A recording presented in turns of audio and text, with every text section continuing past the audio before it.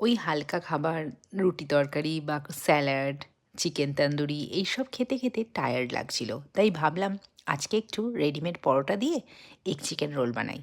কাবাবসগুলো সকালে যাওয়ার আগে ম্যারিনেট করে গেছিলাম। বাড়ি এসে ওভেনে করে নিয়েছি। এরপর পরোটা ডিম ভেজে একটুখানি স্যালাড, আমি একটু মায়োনিজ দিয়ে একটা ট্রাই করেছিলাম আর একটা টমেটো সস দিয়ে। চিলি সসটা শেষ হয়ে গেছিলো। কিন্তু দুটো খাবারই এত ভালো লাগছিল, মায়োনিজটা দিয়ে সামহাও কেন জানি না বেশি ভালো লাগছিল। কিন্তু ছোটোবেলায় যখন আমরা এগ রোল খেতাম, টমেটো সস, চিলি সস, কাসুন্দি, কাঁচা লঙ্কা, উফ!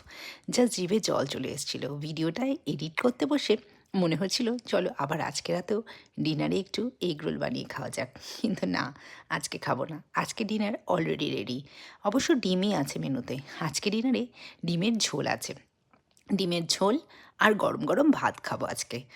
আপনাদের ডিনারে কী ছিল? জানাতে ভুলবেন না। ভিডিওটা ভালো লাগলে লাইক, শেয়ার অ্যান্ড সাবস্ক্রাইব।